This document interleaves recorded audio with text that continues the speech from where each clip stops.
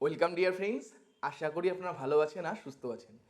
Dear friends, আজকের পড়া শুরু করার আগে আপনাদের জানিয়ে দিচ্ছি এনটিএ ইউজিসি নেট পেপার ওয়ানের জন্য নেক্সট ব্যাচ এই মাসের অর্থাৎ এই এপ্রিল মাসেরই 10 তারিখ থেকে শুরু হতে যাচ্ছে।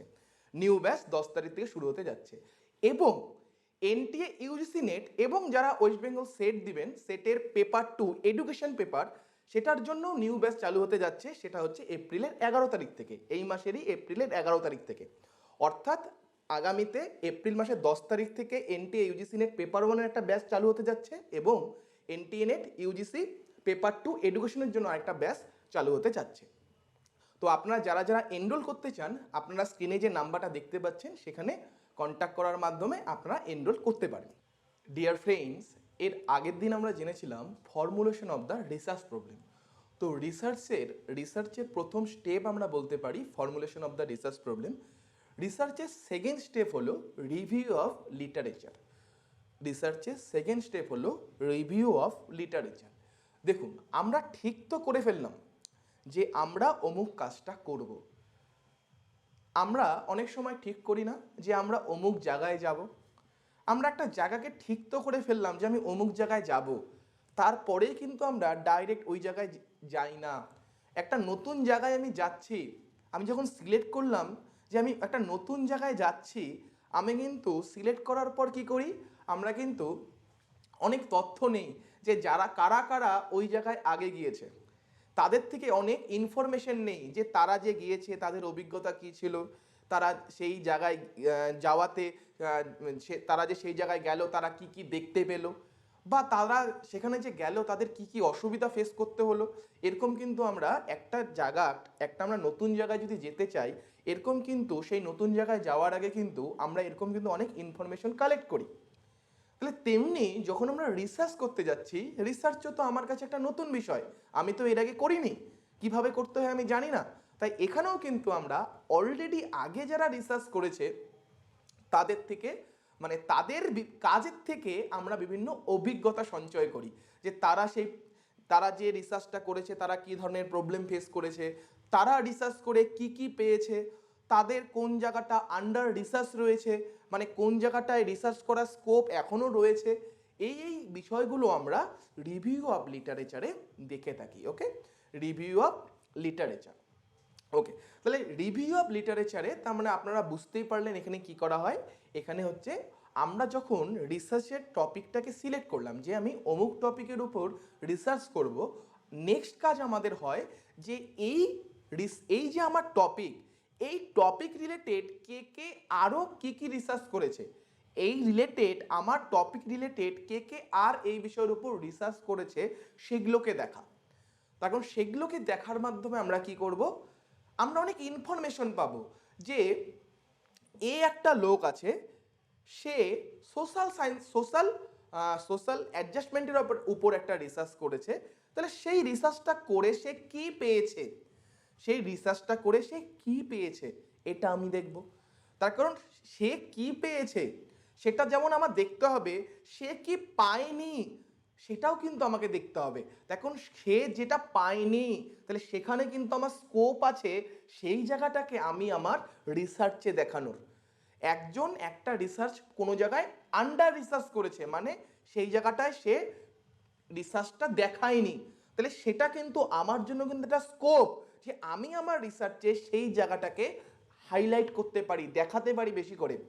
তাহলে রিসার্চে যখনই আমরা রিভিউ অফ লিটারেচার করছি, আমাদের এখানে কি হয়, আমরা দেখি প্রিভিয়াস এই রিলেটেড কি কি আরও রিসার্চ হয়েছে।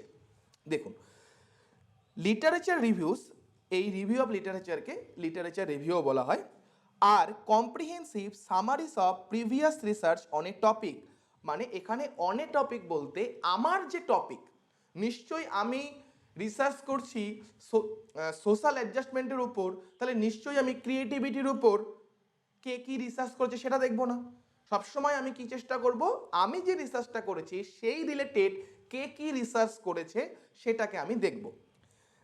They include article, books and other sources of information relevant to a specific field of study. মানে আমি সোশ্যাল সায়েন্সের উপর সোশ্যাল অ্যাডজাস্টমেন্টের উপর রিসার্চ করছি, তাহলে সোশ্যাল অ্যাডজাস্টমেন্ট রিলেটেড কী কী আর্টিকেল পাবলিশ হয়েছে, কী কী বুক পাবলিশ হয়েছে, আদার সোর্সেস বলতে এখানে ধরুন আরও পিএইচডি থিসিস যেগুলো আছে সেগুলোকে আমি স্টাডি করব, যে বাকিরা এই রিলেটেড যে রিসার্চ করেছে তারা তাদের রিসার্চে কি পেয়েছে, এটাকে আমার দেখার বিষয়।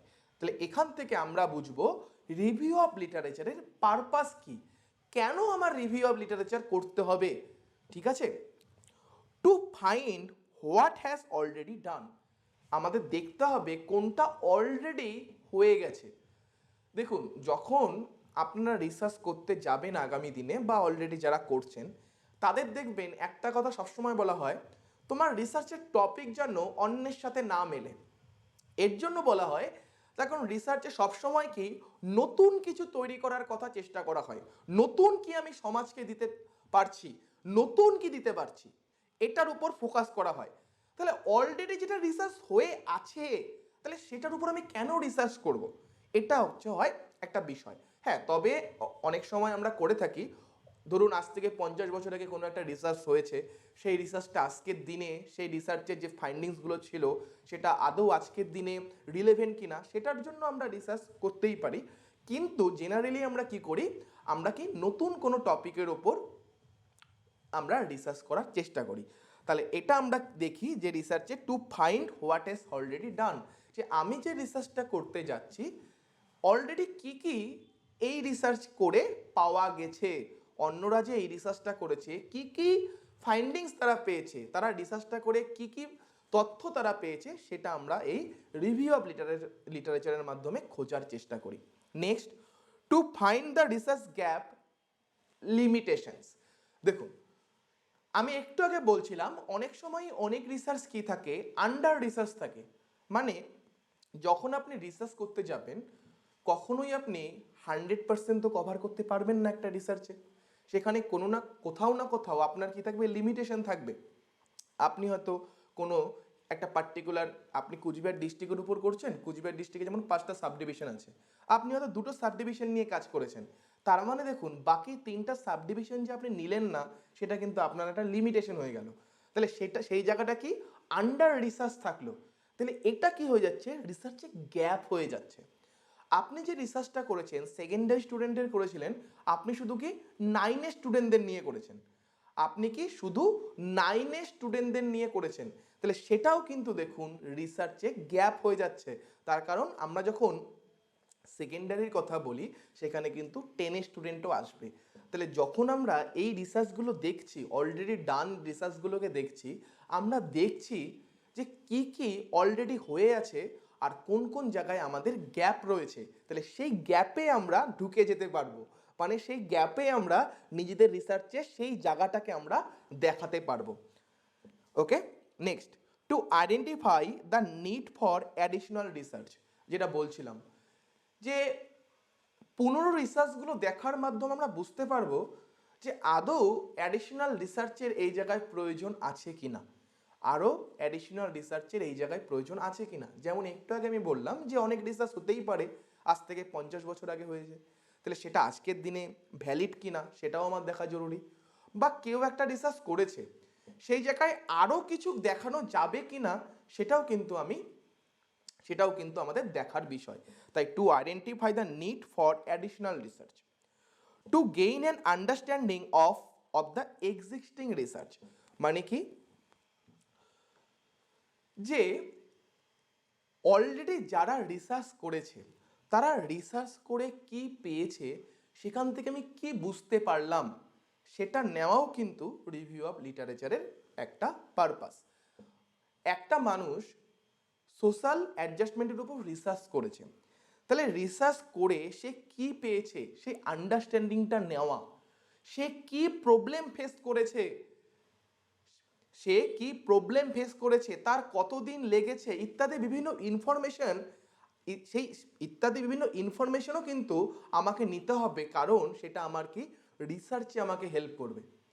দেখা যাচ্ছে একটা মানুষ 1200 স্যাম্পল নিয়ে কাজ করেছে, আপনি দেখলেন সেই রিসার্চ করতে গিয়ে তার প্রায় শুধু ডেটা কালেক্ট করতে 1 বছর সময় লেগে গেছে, তাহলে সেই ইনফরমেশনটা কিন্তু আপনার এখন খুব প্রয়োজন যে 1200 স্যাম্পল নিয়ে ডেটা কালেক্ট করতে তার 1 বছর সময় লেগে গেছে, তাহলে আপনার কাছে অত সময় আছে কি না এটাও কিন্তু আপনার দেখা খুব গুরুত্বপূর্ণ।